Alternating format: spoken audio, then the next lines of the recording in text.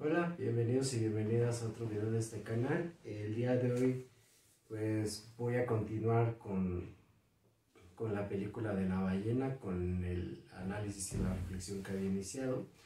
Y pues el video anterior empecé a hablar de manera más concreta sobre el personaje de Charlie, entonces en este video voy a continuar con eso y hablar de manera más concreta no como de, más bien voy a hacer un intento de hablar sobre el síntoma, los síntomas que se pueden ver en Charlie, que creo que expresan muy claramente situaciones que en la clínica pues se abordan de manera constante y que además pues se pueden entender de diferentes formas, pero que creo yo que retomando un poco, mucho lo que plantea el psicoanálisis, pues se puede dar una comprensión, tal vez un entendimiento y un probable abordaje sobre lo que se plantea en la película, ¿no?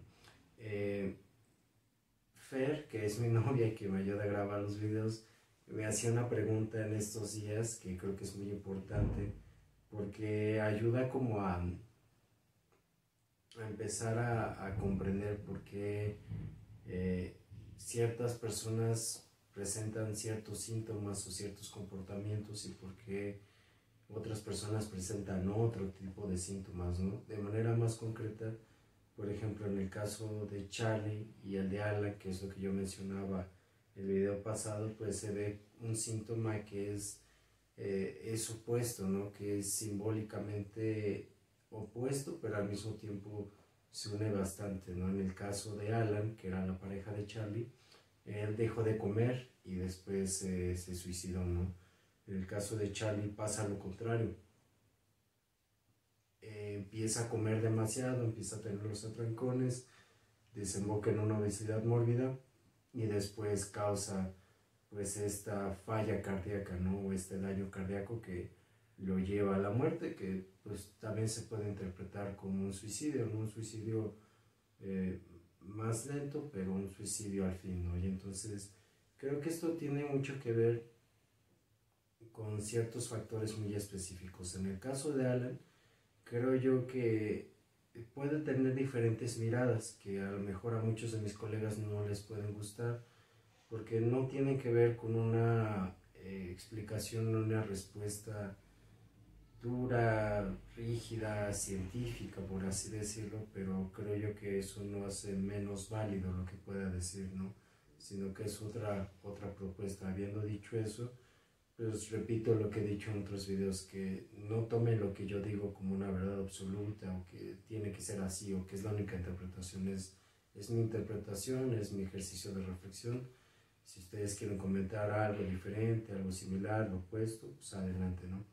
Pero en el caso de Alan, creo que es muy interesante que él haya elegido dejar de comer porque él viene de una familia religiosa muy estricta, muy rígida, muy cerrada, por así decirlo, en donde la religión, en donde lo que dice la Biblia, pues es prácticamente ley, ¿no?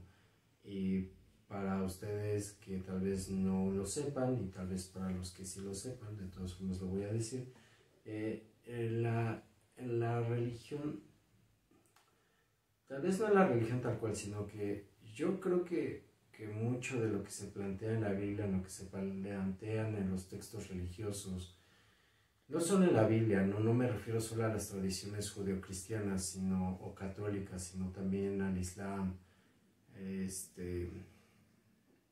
al budaísmo, a cualquier religión. Casi todas tienen textos religiosos y todos estos textos religiosos o textos sagrados, como se le quiera ver,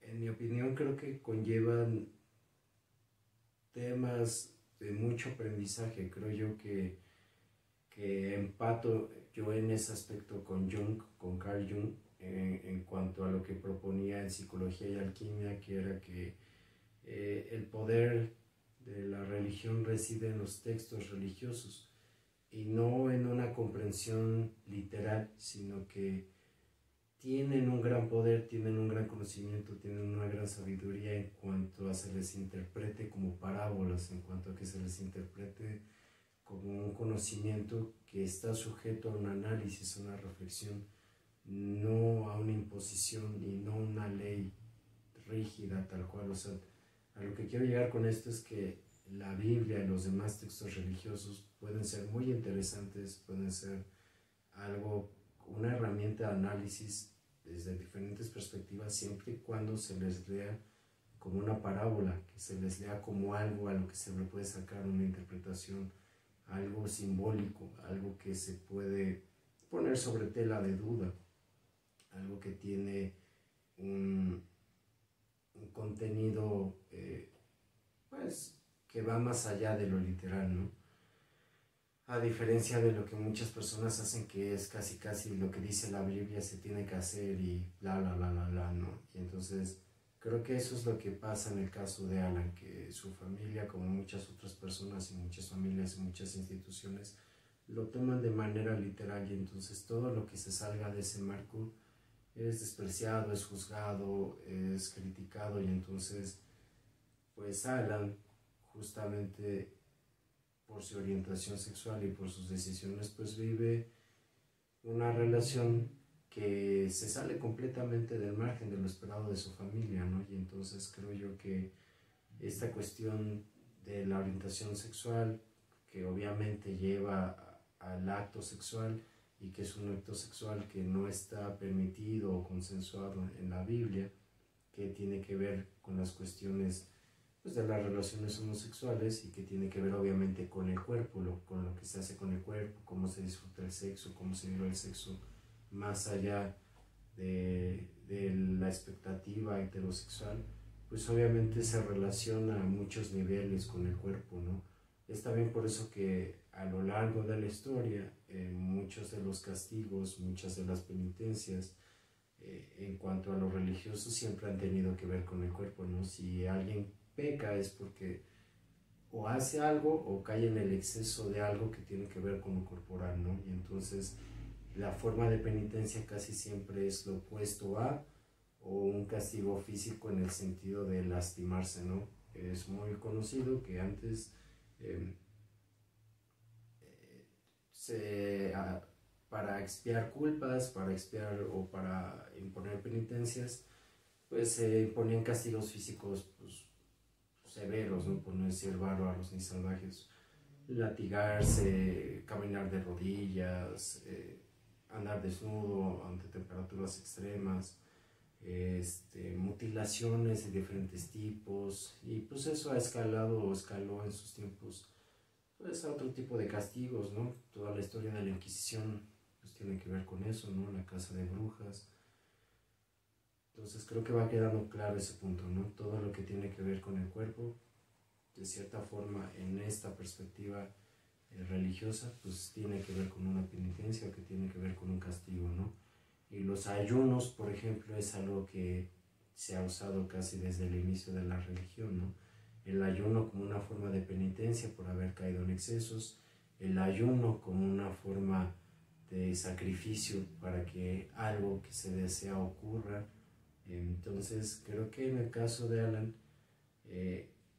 y voy haciendo como énfasis en esta cuestión del cuerpo, porque cuando llega este chico, que se me olvidó el nombre porque honestamente me cae de la fregada ese güey, el que llega queriendo salvar a Charlie, y encuentra la Biblia y la lee, y encuentra justamente cómo está remarcada esa parte, ¿no? Del cuerpo, ¿no? De las cuestiones del cuerpo, del pecado, y como que de cierta forma deja claro que Alan eso también lo resintió en su momento, ¿no? Como esta cuestión de dejarse llevar por el deseo, dejarse llevar por lo corporal, por lo sexual, por lo carnal, y entonces eso pues activa, por así decirlo, y no activa una cuestión automática, no lo ven así, o sea, lo activa la cuestión de todo este marco familiar, social, religioso, de empezar a hacer algún tipo de penitencia, ¿no?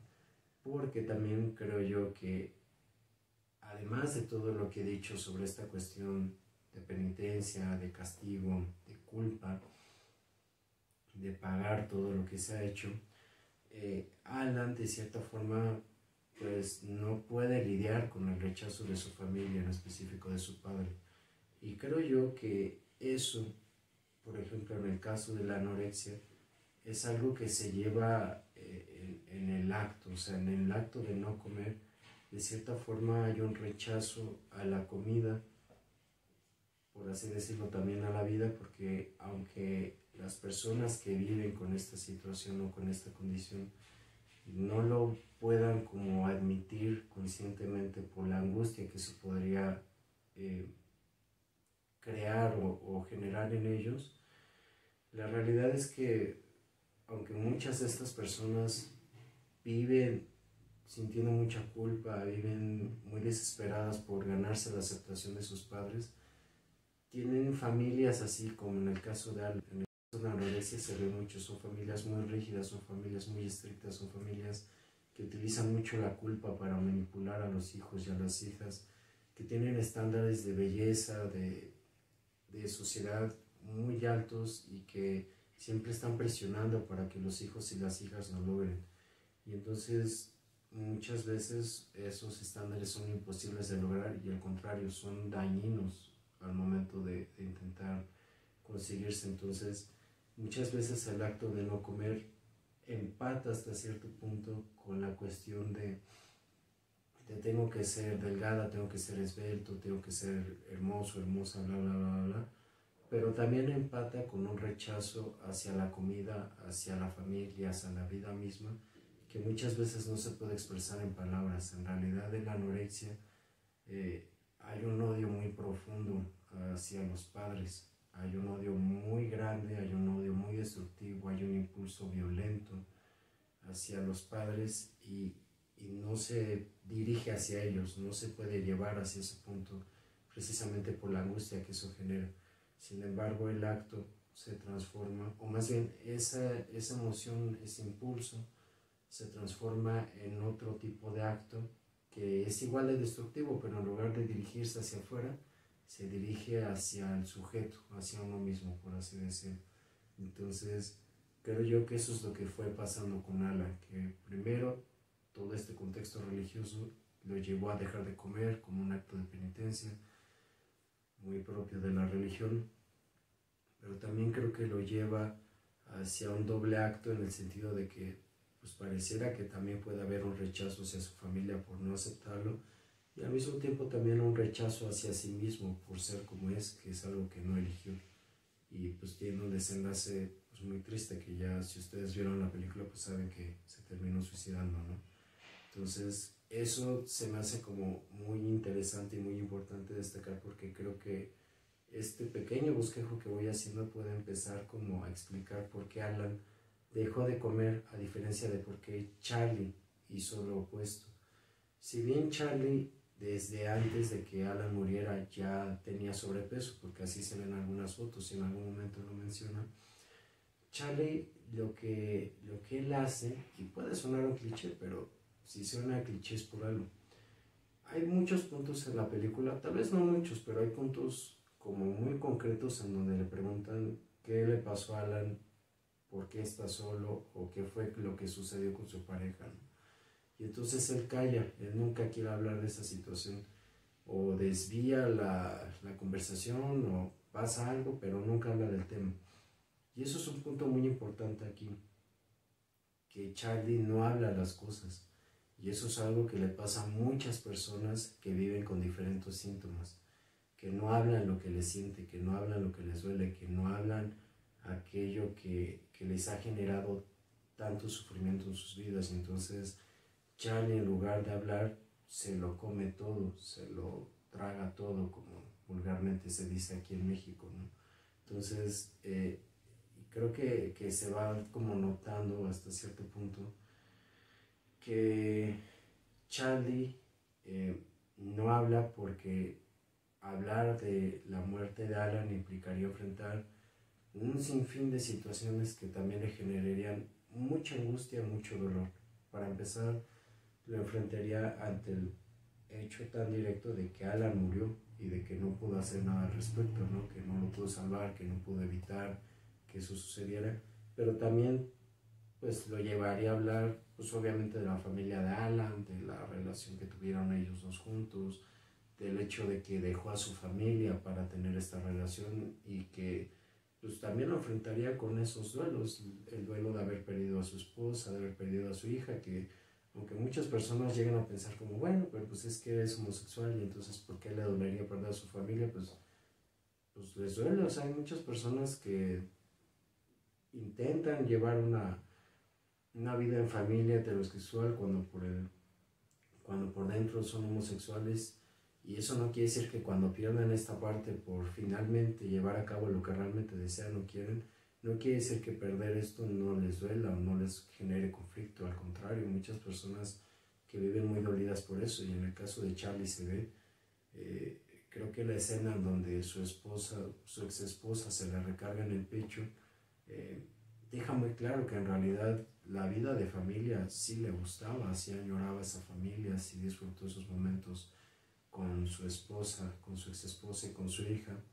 Y también se nota que la pérdida de su hija le dolió muchísimo, es algo que también se ve que no ha podido asumir a lo largo de su vida, y que de cierta forma el haber llegado a este punto de una muerte inminente, todos nos vamos a morir, pero es muy diferente de verdad que el impacto psíquico que genera una noticia de que te vas a morir por cierta enfermedad o cierta situación en tal fecha, en tales días, en tales meses, a uno lo enfrenta contra un hecho, ya sé que suena redundante, que es que no se puede negar, que no se puede evitar. Nadie puede evitar su propia muerte, pero tenerla ya de frente sí genera un cambio bastante fuerte. Entonces, creo que eso es lo que va pasando con Charlie, ¿no? Que en realidad el hecho de que él no haya hablado todo eso que le causaba tanto dolor, tanto sufrimiento, tanto malestar,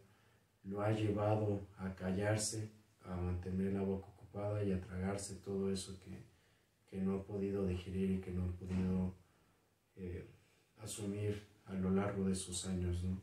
Y a eso se le suma el atracón, que también es un punto muy importante destacar, y creo que se va completamente de la mano con el hecho de cuando se le cuestiona, cuando se le enfrenta con situaciones bastante fuertes, ¿no? La escena del atracón es una escena muy importante porque, si mal no recuerdo, será justo cuando su hija le dice cosas muy muy fuertes, le dice cosas muy hirientes, y entonces él, sabiendo que ya está en sus últimos días, se da ese atracón sabiendo que eso le va a acelerar el proceso unos días, que si el atracón le da un infarto o le genera un infarto en esos momentos, pues ya quedó, ¿no? O sea, ya no más, ya es como ese último paso para,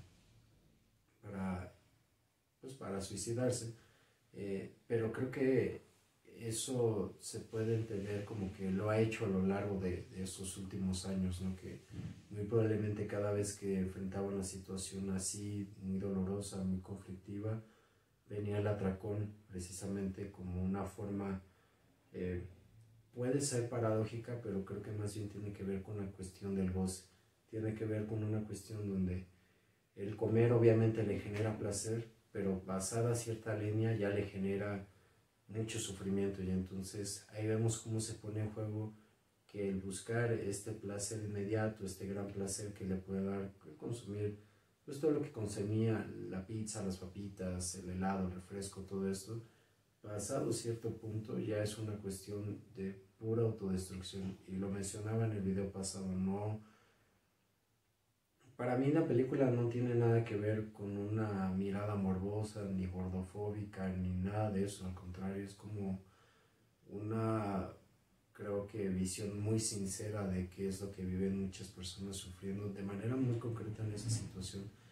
Pero eso se extrapola a cualquier situación. O sea, en el caso de Charlie era el atracón, las papitas, el sándwich, el refresco, la pizza, o sea, todo, ¿no? Así viendo cómo se estaba haciendo tanto daño que pues en el vómito ya se ve, ¿no? Como ya saca todo, pero ya se ve muy dañado, ya se ve muy mal, ya se ve, o sea, uno piensa que ya no le va a quedar nada, o sea, que en cualquier momento se va a matar, se va a infartar y ahí va a quedar, ¿no? Y eso pasa justamente en otras situaciones, la bebida, las adicciones, el sexo, por ejemplo. Hay muchas personas que lo mismo pasan por una situación muy intensa como Charlie, que su hija le dijo muchas cosas muy hirientes, y a lo mejor muchas personas en lugar de comer van a ir y se van a poner una borrachera todo el fin de semana, y eso a lo mejor no nos llama tanto la atención porque es algo que se ha vuelto muy común en nuestra cultura en específico. En México, México es una sociedad, voy a meterlo en otro tema, pero creo que es importante señalarlo. México, o más bien la sociedad mexicana, es una sociedad de adictos, es una sociedad donde se consume muchísimo alcohol, muchísimas drogas, un chorro de estupefacientes, un chorro de medicamentos, porque los mexicanos y las mexicanas no enfrentan sus dolores, no enfrentan sus duelos, no enfrentan sus sufrimientos. Es algo que hasta cierto punto planteaba Octavio Paz. Octavio. Es que creo yo que yo lo relaciono mucho con la Divina Comedia, los 8 círculos del infierno, porque para mí México es un infierno. O sea, México, no en el sentido de que yo odie este país, no creo que esta cultura tenga cosas rescatables, yo creo que sí las tiene, creo que tiene cosas muy bonitas y todo, pero vivir en México es vivir en un infierno. Narcotráfico, violencia, feminicidios, pobreza, explotación laboral. Nombren, o sea, nombren cualquier mal de este mundo y en México lo van a encontrar, y lo van a encontrar por mayor. Y lo que yo mencionaba sobre las adicciones, muchos crean que no es algo que cause o genere tanto daño. Sí lo causa, y lo causa mucho. Las adicciones van de la mano del narcotráfico, el narcotráfico va de la mano de la violencia, de la pobreza. Y eso es un nivel social que nos ha pasado factura ya por varias décadas, pero a nivel individual también causa mucho daño. No solo para las personas que viven en adicciones, sino para la familia y su círculo cercano. O sea, tal vez los que se la pasan borrachos viernes, sábado y domingo se divierten mucho, pero cuando regresan, por así decirlo, a su realidad de lunes, bien crudos, bien destrozados, para empezar físicamente se sienten de la patada, y hay muchas situaciones emocionales que no están enfrentando, y la familia vive muy angustiada porque esta persona no sabe si se les va a morir en una sobredosis, en una borrachera, si se va a impactar con el carro. O sea, son muchas situaciones muy complicadas, ¿no? Y entonces, retomando lo de la película, esto pasa mucho. Que alguien terminó con fulanito, con fulanita, va y se curan una borrachera y casi casi les da una congestión alcohólica y ya no saben si la van a librar o no. O una sobredosis de coca o heroína o de crack o lo que sea. El sexo también les comentaba.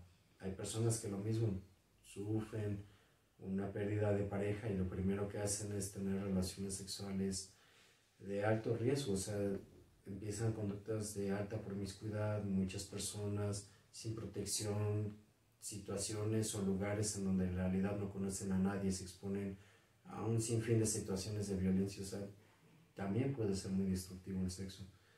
Y entonces esto es lo que va reflejando, por así decirlo, lo que el dolor, el goce, el sufrimiento generan cuando no se les habla, cuando no se ponen palabras, cuando no se llora, cuando no se lleva un proceso donde se pueda atravesar todo su sufrimiento. Porque también, no sé si ustedes lo notaron, pero Charlie no llora por Alan. O sea, Charlie lo recuerda, le duele, pero yo no recuerdo una escena donde lo vea llorando amarga y sufridamente por él, ¿no? En realidad todo el tiempo está comiendo y está comiendo. Y en realidad son muy pocas las escenas donde alguien en realidad llora lo que le duele, ¿no? Su hija no llora, creo que es hasta el final que más o menos se conmueve.